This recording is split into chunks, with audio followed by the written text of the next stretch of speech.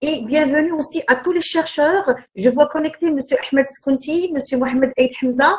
Merci pour tout l'intérêt que vous portez à notre cycle de conférences. Je rappelle, chers participants, qu'un nombre important de chercheurs en patrimoine bâti ont manifesté un intérêt pour ce cycle de conférences et je leur dis, vous êtes la bienvenue. Toute question peut être postée via le chat et auquel on va essayer de répondre à la fin de la conférence dans la session questions-réponses. Je vous invite bien sûr à poster toutes vos questions via le chat. Alors sans plus tarder, chers participants, je présenterai une biographie de notre chère conférencière, Madame Mina El-Mrari. Alors chers participants, chers étudiants, il faut savoir que Madame Mina El-Mrari, elle est diplômée de l'Université Mohamed V de Rabat et de l'Université Paris 4 Sorbonne.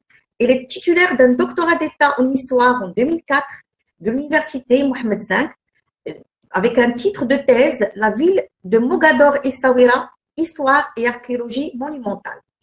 Elle est spécialiste en histoire d'architecture et du patrimoine.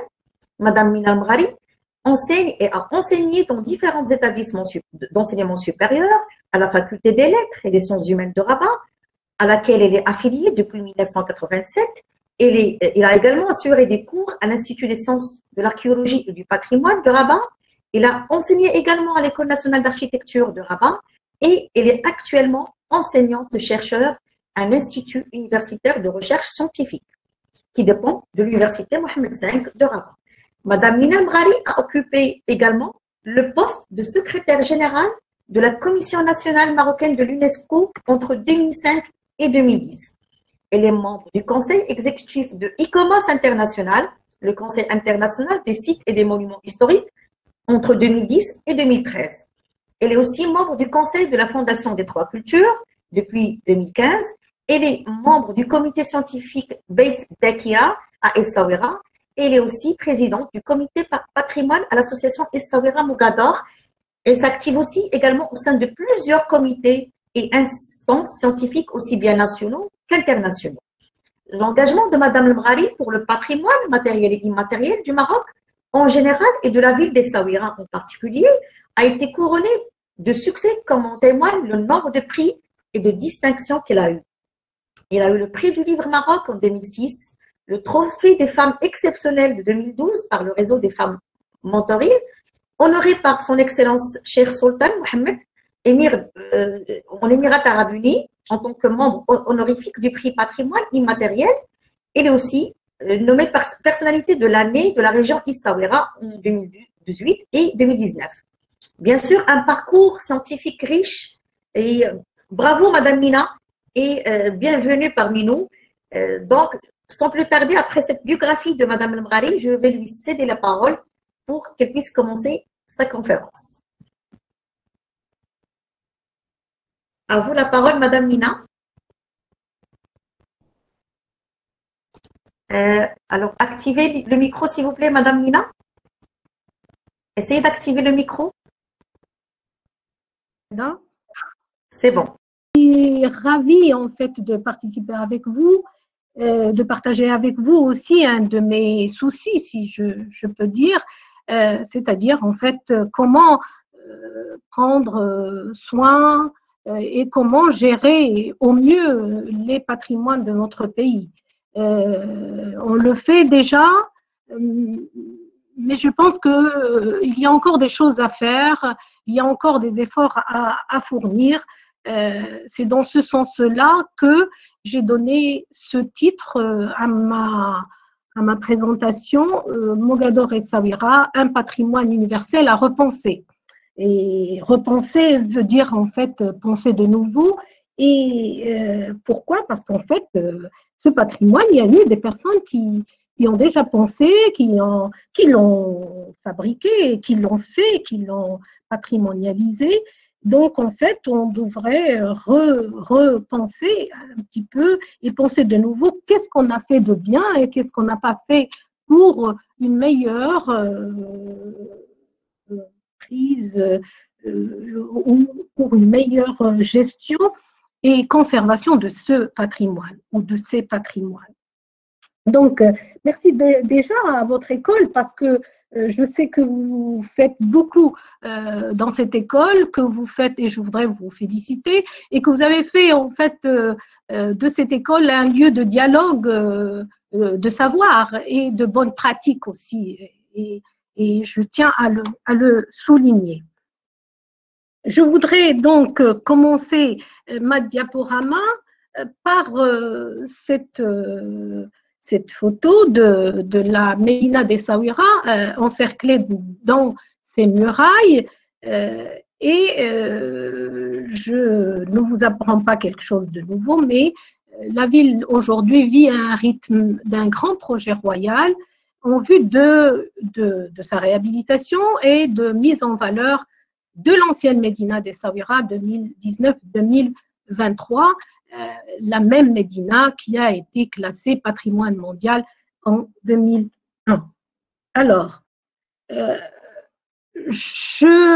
pour les étudiants, vous savez tous que cette petite ville qui se trouve sur la côte atlantique est une ville qui portait donc dans le passé le nom de Mogador. Donc, et cette ville, elle s'élève, comme vous le voyez sur cette carte qui a été dessinée en 1895-96 et qui se trouve à la Bibliothèque nationale de Paris. Donc, c'est une ville qui s'élève sur une pointe rocheuse, qui s'avance dans la mer, en fait sur une presqu'île. Et c'est une ville qui a été visitée, convoitée des tas de fois et qui, par la même occasion, a été dessinée, je peux dire, des dizaines et des dizaines de fois. Elle a été dessinée au long de siècles par les gens qui ont été là et qui ont admiré ce qui constitue en fait la ville de Mogador Essaouira. La ville de Mogador Essaouira, comme vous voyez, est constituée d'une baie, d'abord une très belle baie, une île, une grande île, la plus grande, je crois, sur la côte atlantique pour le Maroc, et bien sûr de cette presqu'île sur laquelle s'élève aujourd'hui la Médina ancienne de Mogador Souaira.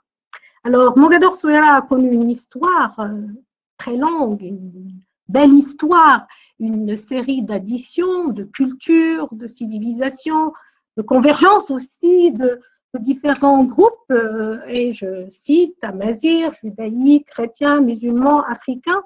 Alors, c'est une ville qui a suscité donc convoitise et qu'il fallait protéger tout le temps.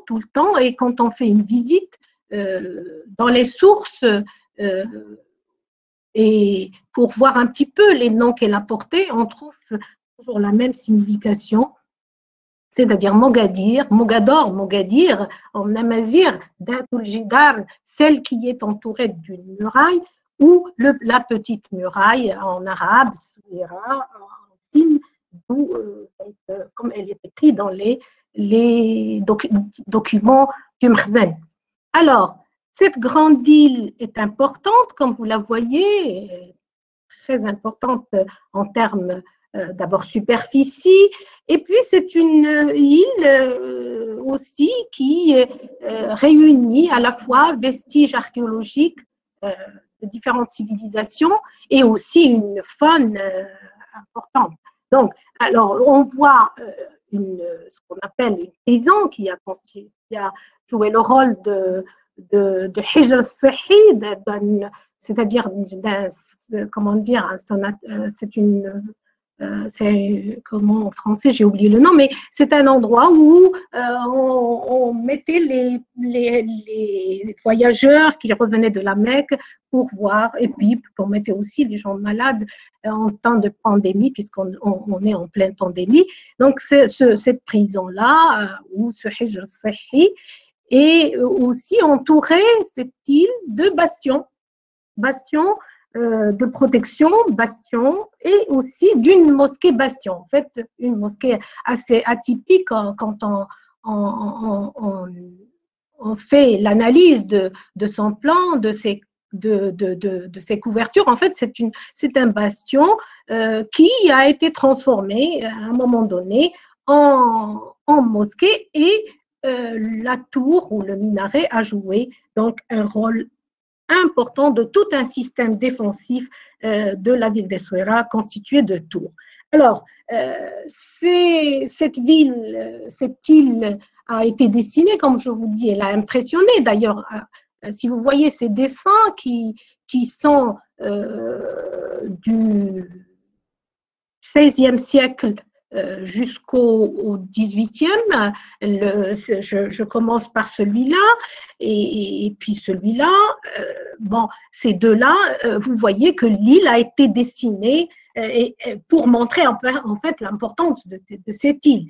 Et ce qui m'importe aussi, c'est que vous voyez ici, la ville d'Essaouira, ce n'est pas simplement la pointe rocheuse, mais c'est aussi toute cette partie-là qui va donc jusqu'au niveau des contours de l'île, en fait, pour avoir une perspective avec l'île. Alors, le dessin que vous voyez là, il a été dessiné en 1750 par un Espagnol, un militaire espagnol, et on voit déjà que ces fortifications de l'île et aussi une petite fortification ou une grande, je ne sais pas, le D existait donc avant la construction du port royal par Sidi Mohammed Ben Abdullah. Ce qui est en bas, vous avez donc un profil, comme on dit, un profil de la ville ici qui montre un certain nombre de monuments et toujours là le dessin qui raconte les profondeurs de la baie, vous le voyez partout, et aussi qui nous montre en fait toutes ces parties qui composent ce lieu Mogador, donc vestige important. Donc, alors, il y a dans cette île un certain nombre d'oiseaux rares et ça a été inscrit sur la liste des sites Ramsar, c'est-à-dire des zones humides. Essaouira détient une richesse importante qu'il faudra aussi souligner, c'est-à-dire un patrimoine naturel que l'on découvre quand on fait un petit peu le tour des environs immédiats, et vous voyez des dunes, des plages, des arbres et des plantes médicinales. Richard Thomas, c'est un Anglais qui a visité donc la ville en 1859 et qui a inventorié 177 plantes médicinales donc dans cette région de la ville de Mogador. Il dit at Mogador and its immediate environ, c'est-à-dire c'est pas et dans les environs immédiats. Une des autres de ces arbres-là, bien sûr, le tuya, l'Arar d'Yelswera, qui donne cette essence de la plénitude, comme disent les Ma'almin, alors, l'Arar qui offre, donc c'est un bois rare pour les étudiants et qui nous donne en fait des plafonds, des objets magnifiques et qui donne aussi, l'Arar de Souera donne une universalité déjà durant l'Antiquité parce qu'on trouve que dans des textes anciens que déjà au temps des Romains, on venait à Essaouira pour chercher des tables très en vogue à l'époque qui s'appelaient des monoxyles, en fait, parce qu'elles sont fabriquées sur un seul tronc d'arbre. Et donc, les riverains de la Méditerranée venaient, parce que c'était à la mode, venaient se procurer cet objet de luxe, cet objet d'art de la ville d'Essaouira et qui lui donne, comme je vous dis, son universalité déjà à l'époque romaine. Essaouira aussi détient d'autres labels. Le label MAB, Man and Biosphere, octroyé par l'UNESCO à la réserve de Dergen, cet arbre mythique, cet arbre qui fait aussi la richesse de la région d'Essaouira, qui fait l'honneur aux femmes de la région d'Essaouira. Donc, et les femmes d'ailleurs de la région d'Essaouira, depuis très longtemps, vénéraient toujours un de ces arganiers qu'elles appelaient en amazigh Tergantou Senfou, c'est-à-dire l'arbre où on peut se reposer, là où sous lequel on peut se reposer, il y avait toujours un arbre, donc, et ces savoirs. Donc, autour de ces arbres, il y avait tout le savoir-faire. Et pour le bonheur de ces femmes-là, les savoir-faire ont été classés aussi sur la liste du patrimoine immatériel de l'humanité depuis 2014. Un autre label, Ville créative, donc, parce que Souaira a aussi des patrimoines de grande importance, des patrimoines qui racontent justement que Souaira est une ville de dialogue, une ville où l'autre n'est jamais étranger, une ville qui accueille, qui reçoit. Donc, on a donné aussi à ce label Ville créative, et bien sûr grâce aux efforts de l'association Souaira Mogador qui œuvre pour justement que ces patrimoines, pour que ces musiques comme les Andalousies atlantiques, les Alizés, etc., pour qu'ils soient pérennes, pour que les jeunes connaissent et s'approprient tous ces patrimoines de grande valeur. Et bien sûr, label UNESCO, donc nous avons les valeurs universelles et ce qu'on appelle les VU en langage UNESCO, et donc valeurs universelles, un label en 2001 avec 2 critères, les critères 2 et 4, une architecture exceptionnelle, cette petite forteresse, cette ville bien protégée, présente un exemple exceptionnel de la ville fortifiée du XVIIIe siècle. Et puis, c'est aussi un lieu multiculturel, multiconfessionnel. Donc, c'est un lieu qui interpelle, c'est un lieu où est produit un patrimoine architectural très riche, et on va le voir. Donc, tous ces classements que vous voyez de cette Médina, ou cette ville monde, cette ville magique pour certains. Il y a aussi le label, un autre Beit Dakira, un lieu de mémoire, un lieu de savoir, un lieu de transmission, inauguré par Sa Majesté le Roi en janvier 2000, de l'année dernière. Et donc, un autre lieu qui est à la fois patrimoine puisque le lieu est une maison d'un Taj Sultan, un lieu aussi où il y a dialogue, amour, etc. Et puis ce lieu auquel a été ajouté pour la mémoire du Tajer une synagogue monde, une synagogue d'amour, la Tlat'atir. Donc, on revient aussi à d'autres, parce que je voulais montrer, donc, Souaira n'est pas simplement intramuros, pas seulement cette partie de l'archipel, Souaira, c'est toute la baie et tout ce qui se trouve donc, au long de cette baie. Et je voudrais ici saluer les efforts de la direction de la culture de Souaira, parce que le palais d'Ar Sultan, le palais de Sidi Mohamed Bahdouna, Dar al-Baïda, a été aussi classé, inscrit sur la liste du patrimoine national le 15 octobre 2020. Il y a aussi des patrimoines locaux, il ne faut pas l'oublier. Alors, ma diapo a un petit peu, malheureusement, je ne sais pas, mais je ne peux pas y remédier, je crois. Mais ce n'est pas grave. Donc, il y a aussi donc, 2 œuvres importantes inspirées d'empreintes locales.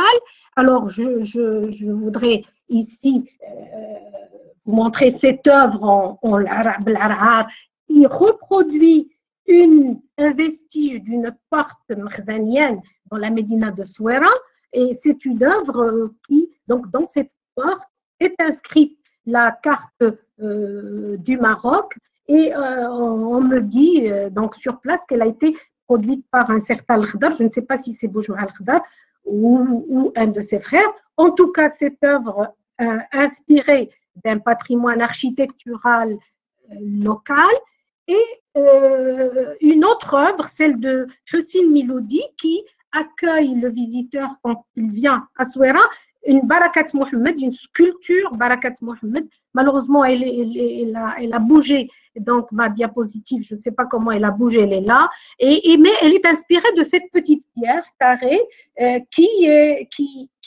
marque la Scala, et bon, qui pourrait être en fait une petite pierre qui a été posée par les soins du sultan Sidi Mohamed Abdullah pour montrer, pour signer son œuvre, qui sont ces fortifications maritimes. Alors pour tout cela, bien sûr, il y a aussi tout ce qui a été inscrit dans les livres. Alors là, je voudrais évoquer Sesberi, Gragui et d'autres qui ont inscrit le patrimoine aussi bien immatériel et matériel dans des livres et qui l'ont sauvegardé par l'écriture, par la recherche, etc. Et tout cela nous donne quelque chose que aujourd'hui dont parle la communauté internationale, ce qu'on appelle un heritage area. Et effectivement, à ce titre, Souera est un véritable espace patrimonial. Est un véritable, et pour vous donner une définition de qu'est-ce un heritage area, eh ben, tout simplement, c'est un territoire d'un tout ou partie couvert par une ou plusieurs protections juridiques ou labellisation contractuelle ou intervention foncière dans le droit ou les politiques nationales, naturelles, culturelles ou paysagères. Ces espaces sont parfois l'objet de reconnaissance, bien sûr, internationale au titre de la Convention du patrimoine mondial, de la Convention Ramsar ou du programme MAB, et ces territoires ont vocation à servir de référence au territoire ordinaire. Donc ça, c'est très important. Aujourd'hui, Essaouira doit jouer cette vocation, ce rôle, c'est-à-dire un rôle de référence. C'est pour ça que le patrimoine, les patrimoines de Souera doivent vraiment être entourés de tous les soins possibles, et qu'il faudrait faire très attention, pas simplement pour Souera, mais pour d'autres villes, mais je dis pour Essaouira, avec tous ces atouts-là, donc nous n'avons pas droit à l'erreur. Donc, alors, dans cette ville où nous avons tous ces patrimoines réunis, il y a, puisque je parle aux architectes, puisque je parle aux jeunes architectes, il y a une richesse patrimoniale, architecturale, mais vraiment très particulière. Donc, il y a quelques années, on dit qu'il y a une centaine de monuments à vocation historique, et je ne sais plus s'il y a encore ces 100 cette centaine, je ne sais pas, mais ce que je peux vous dire, c'est que ces constructions, cet héritage a un dénominateur commun, c'est celui de la pierre. Alors la pierre de Mogador, elle peut être taillée ou non, mais elle est soit d'une couleur jaune, soit gris, ça dépend, parce que ça dépend des époques, ça dépend de l'endroit où elles ont été prises. Nous avons même à Souera des pierres qui remontent à l'époque portugaise, pour vous dire. Donc, parce que les Portugais faisaient venir leurs matériaux de construction. Donc, cette pierre est une pierre qu'on trouve un peu partout, dans des édifices religieux, dans les demeures de vie ou de l'au-delà, parce que, par exemple, il suffit d'aller au cimetière juif de Mogador pour voir un certain nombre de pierres sculptées d'une richesse et qui qui n'ont pas été jusqu'à présent analysées dans leur ensemble. Alors, ces pierres sont un témoignage très important. Alors, sur cette carte, vous voyez tout ce qui est en rouge, en fait, c'était les monuments religieux, c'est-à-dire les mosquées et certains zawiyas, et tout ce qui est en jaune, c'est les espaces de commerce. Vous allez me dire, vous venez de dire que c'est un espace multiculturel, multiconfessionnel. Ben, où sont les autres monuments? Tout simplement parce que je peux vous dire que pour les synagogues de Souera, par exemple, un grand nombre étaient dans des maisons. Aujourd'hui, elles ne sont pas. Et un grand nombre n'a pas été, et à l'époque, n'ont pas été répertoriées toutes ces synagogues. Comme l'église, enfin l'église espagnole ou portugaise, comme chacun veut dire, se trouve donc dans cette partie-là. Et Beit Takira avec Simon Atia, se trouve ici, si je ne me trompe pas. Bon, alors, voilà. Donc, nous avons donc cet héritage architectural constitué d'abord des grandes maisons, Dor el-Kobra, des commerçants, des rois, musulmans ou juifs, et puis, bien sûr, il y a aussi les maisons des consuls qui étaent aussi des grandes maisons, mais avec un cachet mogadorien, c'est-à-dire que ces maisons, comme le voulait donc le sultan Sidi Mohamed d'abord et après ses successeurs, ces maisons étaient construites spécialement en chaux, avec la chaux et de la pierre. Il y avait ces deux éléments sont toujours présents. La chaux parce que c'est une ville humide, et puis la pierre de Mogador était aussi très, très présente dans tous les bâtiments parce qu'il y avait plusieurs carrières de cette pierre-là qu'on trouve dans ces maisons-là, donc, et qui elle-même est un décor. La pierre est un décor ici. Donc, parmi certaines restaurations les plus réussies dans cette Médina, c'est celle de Dar Soueri, et hommage à celui qui a restauré cette maison, un architecte qui était, bon, j'ai oublié son nom, mais un grand ami. Bon, c'est-à-dire que, voilà, success stories. And aussi, vous avez donc ces décors, toujours avec la pierre, qui sont d'une richesse magnifique. Alors, vous avez cette maison avec cet arc en accolade qui revient dans certains dors Toujar, des sculptures sur la pierre, parce qu'en fait, la façade de la maison était en fait une façade ouverte sur le monde, une façade, comment dire, je veux dire, une façade de la maison du Tajer. C'est une maison qui doit attirer aussi. Et ici, on a ce double arc. En fait, ça, c'est la porte de ce qu'on appelle aujourd'hui Zawiya al-Qadiria, qui occupe aujourd'hui, en fait, un ancien mkhzen, un ancien entrepôt, et d'où la grande arcade que vous voyez là. Et là, ce décor important, mais qui a été cholé, qui rappelle un peu les décors de l'Afrique subsaharienne, donc les bijoux subsahariens, on trouve ça. Et ça, c'est la Zawiya al-Nasiriya, qui se trouve en fait sur un axe où passaient les caravanes de Tombouctou. Et là, c'est la mosquée L'Aqlan. Alors, tous ces décors, toutes ces pierres ont besoin d'un décodage de leur langage esthétique et symbolique. Elles véhiculent un message, mais nous n'avons pas encore arrêté tous les messages que véhicule cette pierre. Donc, cet exercice reste encore à faire.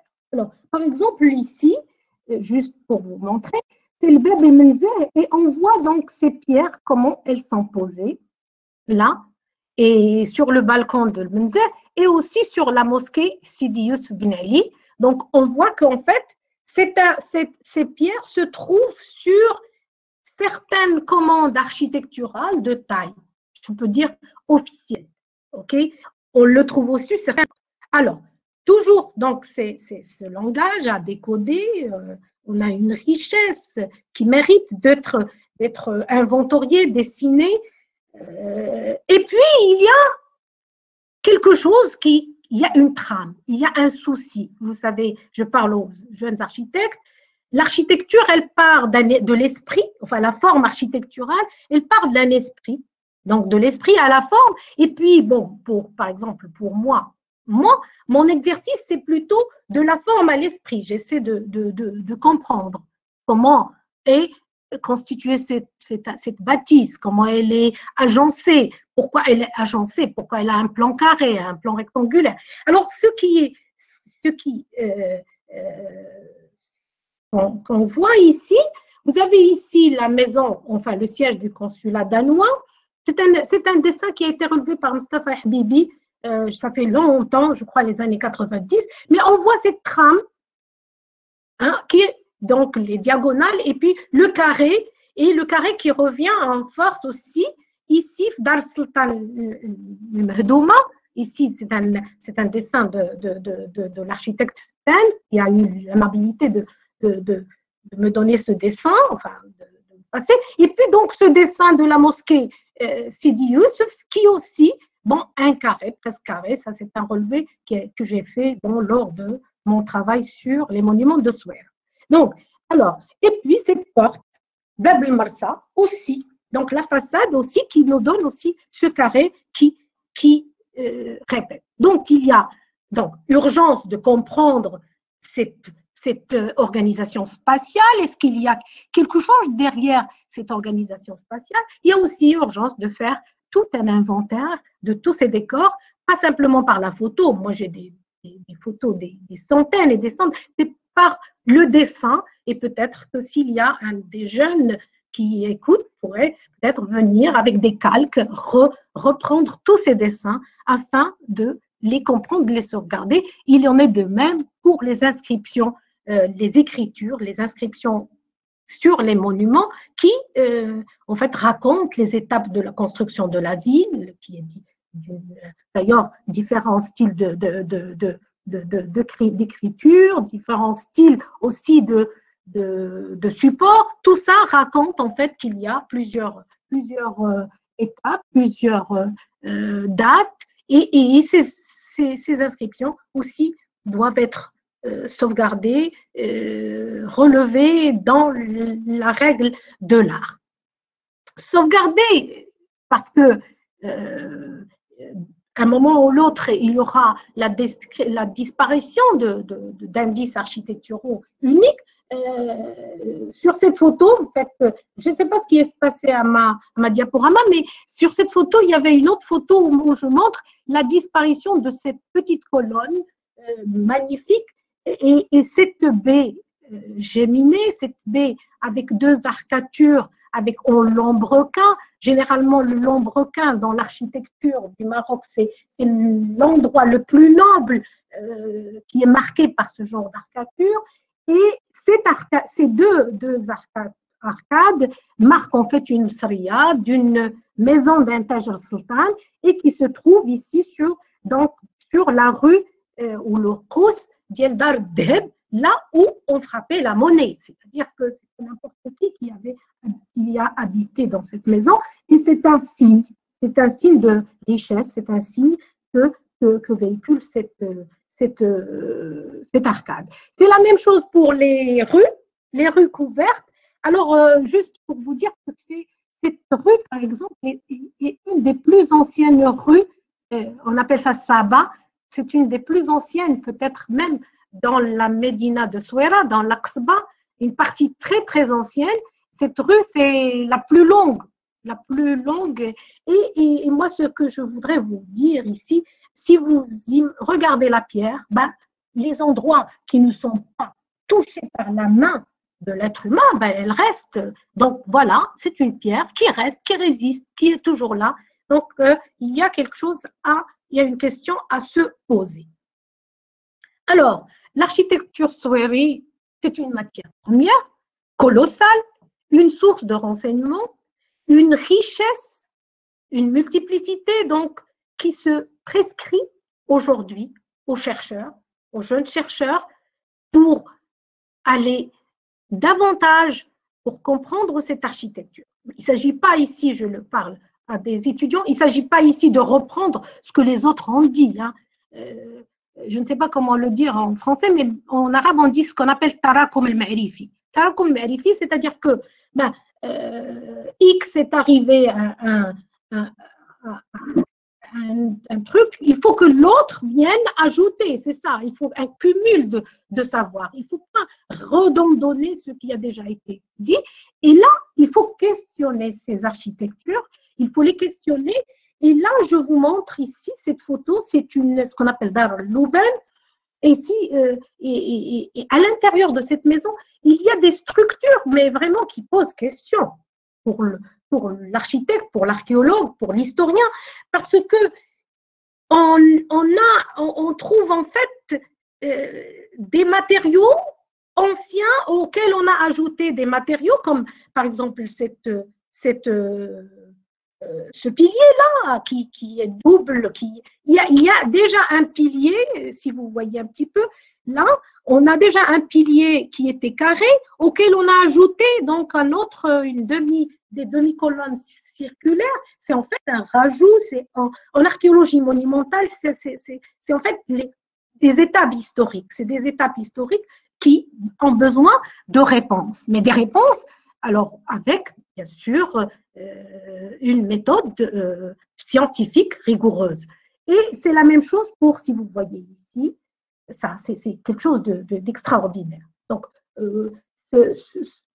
c'est un pilier sur une construction, et vous voyez là ces décors qui sont complètement différents de ce qui est en bas. En fait, c'est encore, vous voyez, deux phases historiques, et c'est toujours cette pierre qui peut nous dire ce qu'est en fait ce millefeuille. Bon.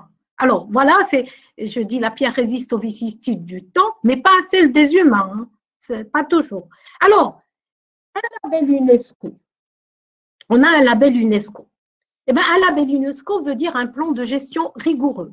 Il ne faut pas En octroyant le label, l'UNESCO pose une question capitale.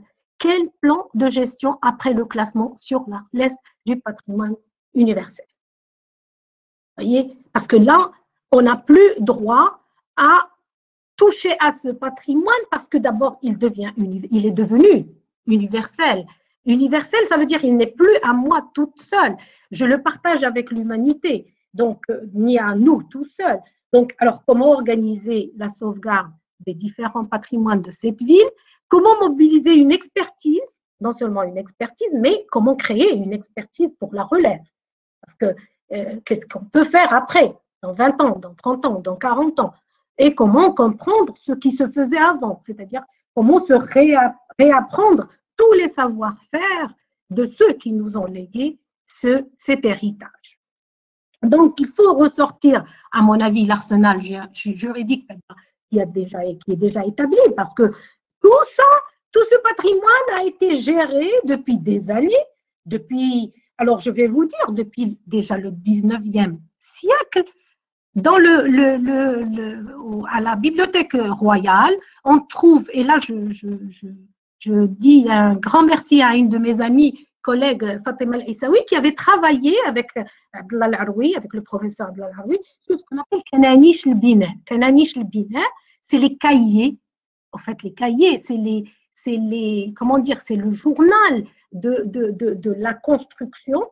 Et dans ces Kananish al-Bina, on trouve des textes qui nous expliquent qu'en fait, avant d'intervenir sur une muraille, sur une fortification, sur un pont, sur une porte, il y a une commission composée généralement de 5 personnes, on dit Daoul Aqli wal Ma'rifa, des personnes averties, des personnes qui ont un savoir, qui viennent et qui diagnostiquent le mur et puis qui donnent en fait par écrit ce qu'il faut faire, et puis donc cette commission-là passe par une autre commission jusqu'à ce qu'on fasse, en fait, alors ce qui fait, si on voit toute une série de fortifications du XIIe siècle, du XIIIe, des monuments qui nous sont parvenus. Ne croyez pas qu'ils sont parvenus comme ça. Il y a eu des reconstructions, des conservations, il y a eu des interventions par le Mkhazen, par ces commissions-là.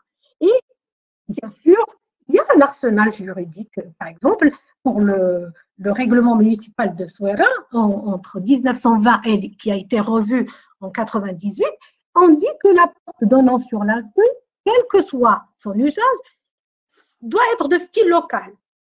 Les portes les plus petites pourront être munies d'un simple linteau de bois. La porte sera couverte d'un linteau ou d'un arc appareillé en pierre de pays, retombant sur des pieds droits également appareillés en pierre. Dans tous les cas, les portes devront reproduire des types anciens existants dans la ville. C'est clair, c'est clair. Ça, c'est l'article 6, c'est clair. Mais on trouve malheureusement ce qu'on voit ici. Ici, c'est la Zawiya al-Qadiri, qui occupe un ancien entrepôt. Et les anciens entrepôts avaient une particularité, c'est qu'ils avaient c'était de grandes voûtes avec des arcades en pierre, mais quelque chose d'impressionnant en termes dimension, en termes perspective, en termes géométrie. Et là, bien sûr, on a tout simplement tout simplement reproduit cette porte avec du ciment et on a mis des traits c'est un mensonge pour dire voilà, c'était de la pierre. C'est pas de la pierre. C'est pas de la pierre, je suis désolée. Il en est de même pour le musée Sidi Mohamed Ben Abdullah. Alors là aussi, quand on a reconstruit, en fait, quand on a reproduit, quand on a restauré cette bâtisse qui est très symbolique à Souaira, malheureusement, le Ma'allem, ou je ne sais qui, a donc essayé de reproduire ce que fut cette porte. Donc, il a reproduit des piliers avec du ciment. Alors, rien qu'à l'œil nu, moi je trouve que c'est quelque chose qu'on ne doit pas faire. Et même la porte n'a rien à voir avec ce qui se fait, excusez-moi, ce qui se fait à Souaira. Ça, c'est ce décor-là, c'est pas un décor de Souaira. Il faut pas refaire, il faut pas faire des choses qui n'appartiennent pas à un site ou un. Alors, Souaira, comme je vous dis, donc, et c'est là aussi on n'a pas droit à l'erreur. C'est une ville qui a été classée donc patrimoine universel, donc avec ce qu'on appelle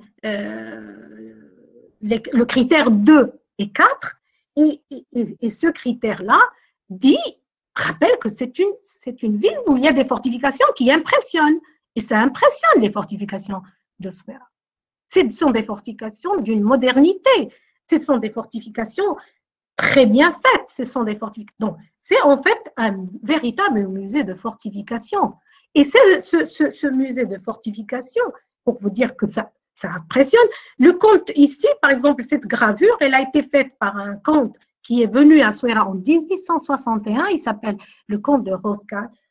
Il a dessiné, il était tellement impressionnant qu'on voit qu'il a dessiné en fait la scala le port, la porte de la marine, et il était tellement peut-être impressionné par les échauguettes qu'il en a un petit peu ajouté ici, alors qu'il y en a que sur les forts carrés qui sont de part et d'autre de la porte de la marine. Donc,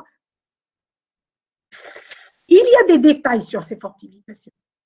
Des petits détails, par exemple, je ne sais plus, parce que moi, je vous dis, parfois, j'ai des photos très anciennes. Par exemple, sur cette porte, ces trois arches, l'arche du milieu, il y a les trois croissants. Et sur cette porte, il y avait un petit décor. Je suis sûre que ces décors-là, maintenant, peut-être qu'ils ont disparu, je ne sais pas. Mais bon. Alors, il en est de même pour ces tours circulaires, donc les tours circulaires comme celle-là. Généralement, on couvre avec une sorte de couvercle avec qu'on appelle les galets, et puis il y a un point haut Et puis, c'est construit avec une pente pour laisser les eaux ruisseler et pour aller dans ces trous d'évacuation. Alors, on va voir que, voilà, donc ces tours sont très présentes à Souera, et ils sont d'une géométrie exemplaire. Donc, nous avons celle-là, nous avons celle qui s'appelle aujourd'hui Bastion Borj Bab Marrakech, qui est en fait une série de tours qu'on va voir plus tard. Et donc, voilà. Alors, je reviens à la Scala, qui a été marquée donc par la petite pierre de Barakat Mohammed, quelque part ici. Et vous allez voir qu'en fait, sous chaque canot, il y avait un rectangle de pierre taillée pour soutenir la lourdeur ou le poids des canaux, mais sur le reste, c'était de la terre battue. Ben, la terre battue, on la faisait tout simplement parce que la terre battue, quand il y a des boulets, ben, le boulet, elle amortit quand le boulet tombe. Bon. Alors, Bastion Bab Marrakech, qui est bien sûr, qui a une ouverture sur ce qu'on appelle le complexe artisanal, mais sur lequel on a ouvert cette porte, je ne sais pas quelle année. Donc aujourd'hui, pour comprendre le bastion, il ne faut pas rentrer par cette porte, moi je le dis aux architectes, il faut rentrer par la porte de l'autre côté pour comprendre en fait la logique, parce que chaque monument a une logique. Chaque monument a, comme je vous ai dit, une forme, elle est pensée d'abord. Et puis, elle est comment dire, on la réalise sur terrain. Donc, il faut y aller. Bon, c'est la méthode qu'on fait, nous, pour questionner les monuments. On doit revisiter le lieu comme il a été conçu. Sinon, on ne comprend rien. On n'arrive pas à comprendre. Alors, tout simplement, juste pour vous dire que ce bastion-là, il était couvert il y a quelques années avec ça. Donc, mais cette couverture respectait justement le fait que les eaux ruissellent vers ce qu'on appelle les trous, comment dire, gorgeoirs. Donc, bon. Bien sûr, on a voulu à un certain moment donner une autre fonction à cette terrasse. Alors, on a refait la terrasse avec quelque chose de plat. Et on a oublié complètement le rôle de ces gorgeoirs. Alors maintenant, il y a une infiltration qui se fait à l'intérieur du mur et à l'intérieur des pierres à l'intérieur. Et en visitant la dernière fois ce lieu, écoutez, j'ai trouvé tout simplement que, par exemple, ces gorgeoirs, d'abord, on en a refait quelques-uns, mais pas comme ils étaient à l'origine. Donc, du coup, l'eau stagne et retourne. L'eau reste sur la terrasse. Il n'est pas évacué. Donc, voilà une erreur. Et puis, comment dire, les trous en haut, ils ont été complètement bouchés par les ordures. On a oublié leur rôle. Il ne faut pas oublier le rôle de certains éléments architecturaux parce qu'ils sont une raison d'être. Donc voilà, ces fortifications maritimes. Je reviens juste pour vous montrer donc, la différence entre, c'est toujours ce que je vous dis, un entrepôt, et cet entrepôt, vous voyez qu'on a complètement déstabilisé en fait la symétrie, la cohérence du dessin initial de cette art. D'autres éléments qu'il faut sauvegarder, ces signes qui marquent les rues. Donc voilà, en fait, la photo que je vous ai dit tout à l'heure, heureusement, elle revient. Donc aujourd'hui, vous voyez, cette petite colonne a complètement, malheureusement, cette petite colonne qui est magnifique, qui est très bien travaillée, est complètement partie. Alors, il en est de même pour cette porte de la Scala.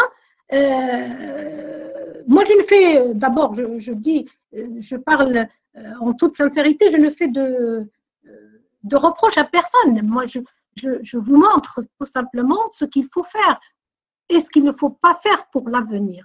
Mais voilà. Alors, cette porte qui est dite porte de la Scala.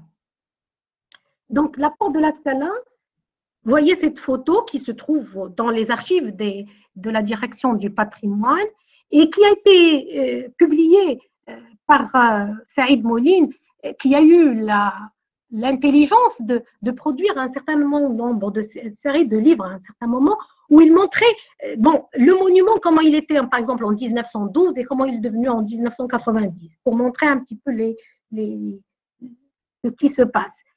Alors, vous voyez là, on voit sur cette, je sais pas, cette photo, nous avons un certain nombre d'armoiries, des canons, donc les armoiries, qui étaient de part et d'autre un médaillon. Certainement, dans ce médaillon, il y avait quelque chose, une écriture, une inscription, je ne sais pas. Et donc, ces médaillons, certainement, ont inspiré, donc voilà notre document de taille que j'ai trouvé à Congress Library, et c'est un dessin qui reproduit en fait les perspectives de la ville de Souaira, de sa baie, de son île, donc de ces fortifications qu'on voit ici. Mais et puis il nous dit qu'il y a une kasbah vieille, une kasbah,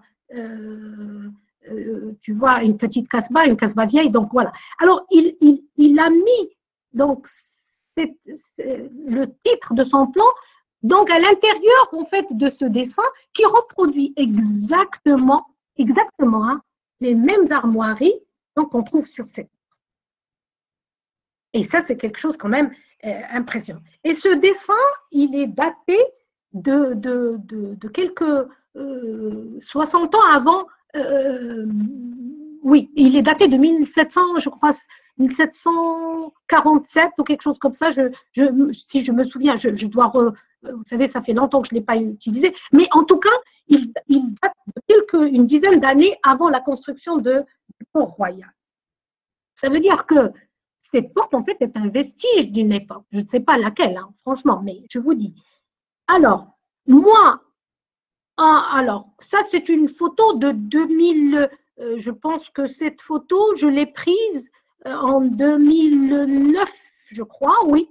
Il ne restait plus qu'une partie, hein, donc le côté de cette armoirie. Plus tard, on a restauré et on a complètement effacé le reste de ce dessin. Donc, voilà. Alors, aujourd'hui, je pense qu'il est question de repenser en fait ce patrimoine, repenser ces patrimoines, repenser et reconnaître un petit peu les caractéristiques de ces patrimoines. Parce que si on veut faire de la bonne conservation, restauration et surtout une gestion, il ne faut pas oublier, on ne peut pas oublier aujourd'hui les valeurs universelles et exceptionnelles de Souaira. Ce sont des valeurs universelles exceptionnelles. On a signé, il ne faut pas faire marche arrière. Donc, repenser cette conservation et cette restauration, comment? Bon, aujourd'hui, on a une chance, c'est qu'il y a un grand programme, une volonté royale. Il y a une dynamique qui s'est installée. Je peux le dire. Il y a un gouverneur aujourd'hui qui sincèrement, moi je l'ai vu sur terrain, qui veille au bon fonctionnement de ce qui se fait sur place. Il y a plusieurs acteurs. Alors, plusieurs acteurs, il faut peut-être réfléchir comment les réunir, converger leurs efforts. Il y a quelque chose aussi qu'on ne doit pas oublier, c'est que la nature n'élimine pas ce qu'on appelle la culture. La nature et la culture, ce sont deux choses qui sont imbriquées, qui se rencontrent comme, voyez, lier l'histoire, le passé, aujourd'hui et le futur. On ne peut pas. Ça, c'est quelque chose. Et aujourd'hui, l'UNESCO, les stratégies qui sont tracées par les organismes internationaux, notamment l'UNESCO, ce sont des stratégies qui veulent justement que cette culture, les cultures qui se sont faites sur des lieux, soient imbriquées à ces lieux-là. Donc, mais pour que cette culture soit cohérente, il faut qu'elle soit aussi cohérente avec ce que les autres ont fait et comme ils l'ont fait. Donc, il faut une connaissance approfondie des lieux.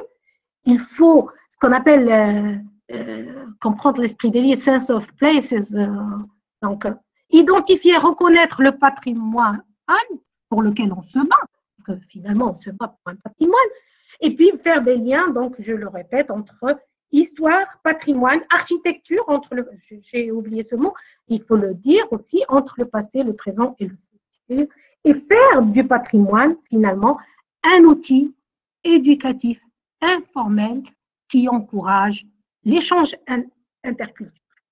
Alors, il y a toujours à Souera ces points positifs, c'est qu'aujourd'hui, il y a projet de 2 centres d'interprétation, un sur le patrimoine architectural et l'autre à l'histoire du Port-Royal.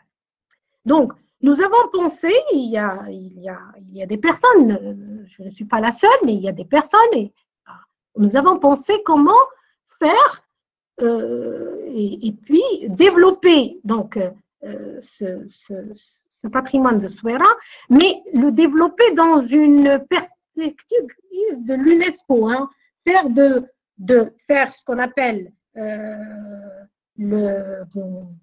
l'histoire des lieux, développer ce tourisme sur tout le territoire, en connexion avec l'histoire, mais la vraie histoire, il ne faut pas. Donc, on s'est dit, bon, on va faire des circuits. Et on n'a pas oublié justement l'arrière-pays, ici, en hommage à M.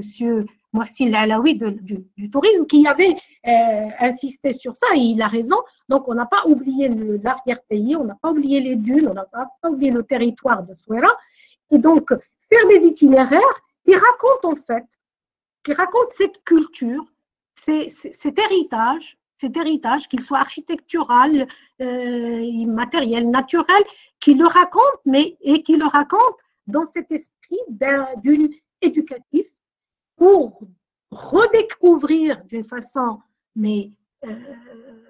comment dire, logique, le patrimoine de la ville, le faire découvrir aux touristes et lui faire comprendre comment s'est constitué au fil de l'histoire ce patrimoine et faire de sorte que les jeunes se réapproprient leur patrimoine,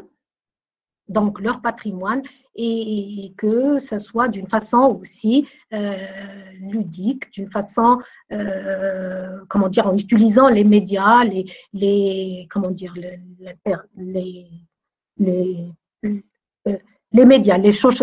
pas les social médias, en utilisant les techniques des TIC, les techniques de communication. Donc, on a tracé quelques itinéraires.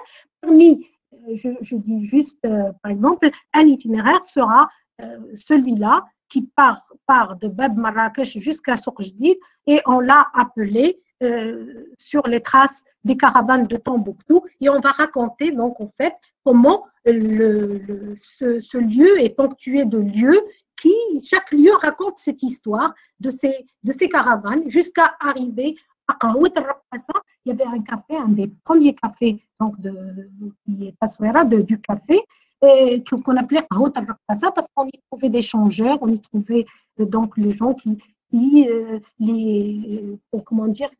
peuvent vous montrer où faire vos transactions commerciales. Donc, à titre d'exemple, je ne vais pas tout dire.